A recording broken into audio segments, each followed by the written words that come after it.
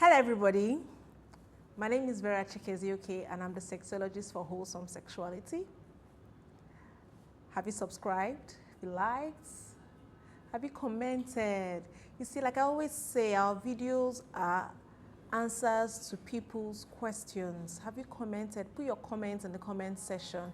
Let's think about it, find a solution to it, and then voila, a video teaching every other person on just one person's comments. So please comment, share. Now let's talk about sex.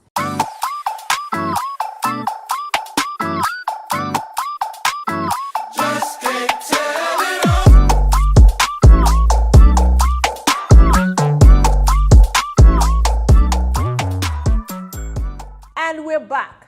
So today we're going to be talking about it's kind of a dicey topic because men and women are different.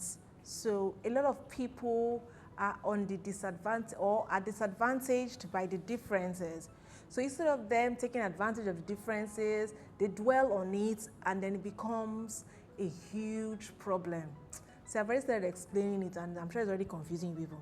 So today we're going to be talking about how to communicate your sexual needs to a spouse who doesn't like sex. See why I said it's dicey? Yes, there are spouses who don't like sex. Not for anything, but they just don't like it.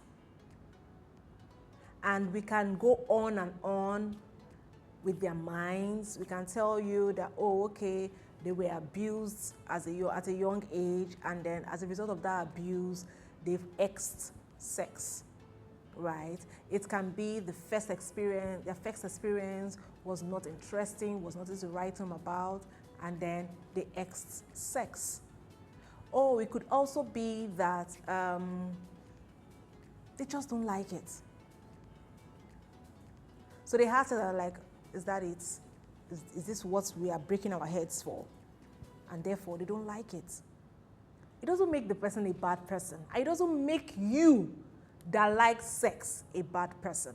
But you see, communication is key in any relationship, in every relationship. Communication is key. You need to learn how to communicate your needs to your spouse. So you see, this video is going to be teaching you how to communicate your sexual desires to a spouse who doesn't like sex. And this has nothing to do with men or women or any specific gender. It doesn't have anything to do with, oh, women don't like sex. No. Or men don't like sex. Oh, men like sex more than women. We've done all that biology. If you don't remember it, go back and watch and I always send you back. Go back and watch my videos, right? In one of the videos, I won't tell you the name, because if I tell you the name and you search for that particular video and watch it and go. No, go back, start from the beginning and watch the videos and then start coming forward till you get here, right? So we are different. Biologically or anatomically, right? Men have a higher sexual libido than women. That does not say that there are some women that their libidos are not high, that their libidos are higher than the men. So you could be paired with somebody whose libido is low and yours is high as a woman, or you could be paired with somebody whose libido is high and yours is low as a man, or both of you. It's in rare cases that both libidos are matching. Either they are very high or they're very low, or they are just on the same frequency, right? I've done all the biology. Let's now enter how to communicate these needs to the person. First, get your heart right, right? How do you get your heart right? The question should be, is it about me or is it about us? My husband is not matching up my game. He's not stepping up his game, blah, blah, blah, blah, blah, blah. No, so now he's talking about me, mine, no. Our sex life doesn't seem to be working. What can we do for it to be beneficial to both of us? Get your heart right. Don't go into this conversation with grudge. Don't go into this conversation with malice. Don't go into this conversation with pain in your heart. No. Come open-minded. Let's find out what's the problem. How can we help? What can we do to improve it? Get your heart right. The second thing will be focus on intimacy and not sexual release. Focus on intimacy. Your conversation should be focused more on how both of you are not being intimate with each other, how both of you are not communicating your intimate moments with each other, it has to be about the two of you. The third point will be focus on other intimate areas of your marriage.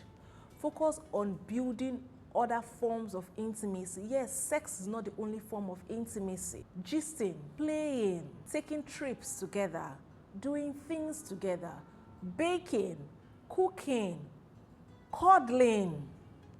Yeah, men don't like to cuddle, I know. Cuddling. Being concerned about each other. These are other ways of building your intimacy. And I bet you, if you start by building intimacy, we would get to the sex part of it. But if you are focused on the sex part of it, you begin to lose intimacy. Remember, sex for a man translates sex as intimacy, or a man translates intimacy as sex. But the woman, intimacy, sex is a reward for intimacy for a woman. So you need to find out what intimacy means to her, right? Find out, okay, this is what is working for you. What can we do? How can I be of help to you? What do I do? What should I do? Focus on building other forms of intimacy aside from sex. The last tip would be focus on having conversations about your sexual preferences with your spouse. Another reason why you might not be having a good sexual experience with your spouse who has a low sexual drive or who has a low interest in sex is that you're probably communicating your sexual needs differently, or you have not communicated what you like with your spouse. So you can start with a conversation, or you can start with question and answer. What do you like? What do you like me to do to you? Or what do I do that you like? Or do I even do anything that you like? Have I done anything you like? You know, as you're having these conversations, you are storing them in your memory. So over time, you start doing these things that your spouse likes. Remember that when you are communicating this, communication is a two-way channel.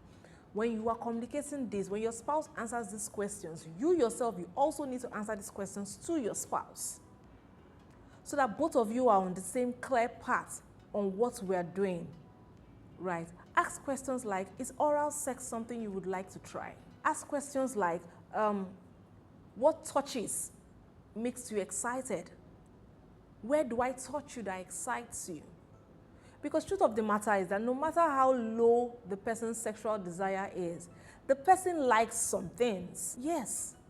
But probably you're not just doing what the person likes, and then over time, the tempo just drops and the person just drops. You know what? There's no need. I'm not even interested in this any longer, right? So you need to have appraisal conversations with your spouse.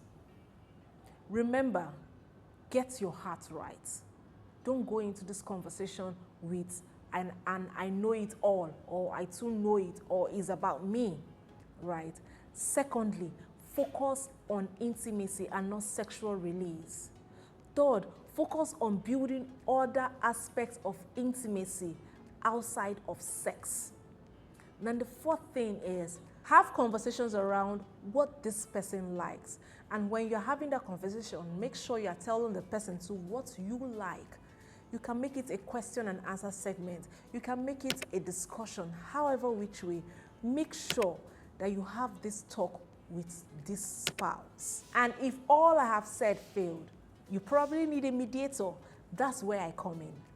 I say it again. I'm Vera Chikeziuke. I'm the sexologist for wholesome sexuality. Book a session and you will be grateful to God that you did. See you in the next video.